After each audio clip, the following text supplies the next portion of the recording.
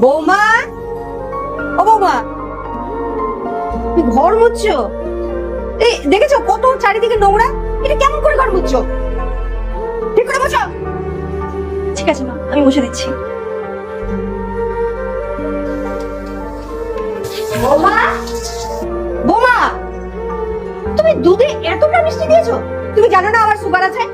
Sorry মা, আমি বুঝতে পারিনি। চিনি তো কমই দিলাম।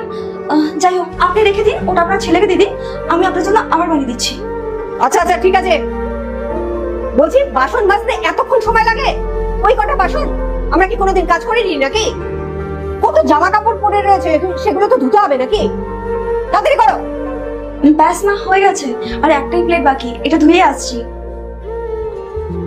বৌমা, হ্যাঁ মা। তুমি এখানে? আমি তোমাকে সারা বাড়ি খুঁজে বেড়াচ্ছি, আর তুমি এখানে জামা কাপড় মেলছো। একটা কাজও যদি তুমি সঠিকভাবে করতে পারো, কালকে যদি ঠিক সময়ে জামা কাপড়গুলো তুলতে, তাহলে তো ভিজতো না। তোমাকে দুবার করে কাজটা করতে হলো। কাজের ইয়ে নেই। নিচে এসো, আমি চা খাবো একটু, প্রচন্ড মাথা ধরেছে। তাড়াতাড়ি আসবে। ঠিক আছে মা, আসছি। সরি, এতক্ষণে ফ্রি হলাম। আর বলো, তোমার কেমন হলো মিটিং? ভালো ছিল।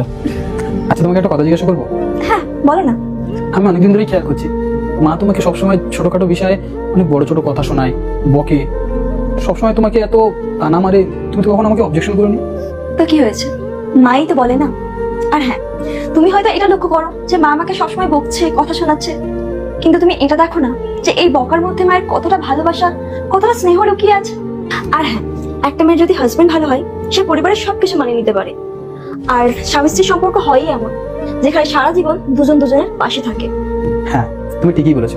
সেই কারণেই তো স্বামী স্ত্রী সম্পর্ককে অমূল্য সম্পর্ক বলা হয়, যেটা একবার যদি তৈরি হয়ে যায়, মরা আগ পর্যন্ত একসাথে থেকে যায়। ঠিক তাই।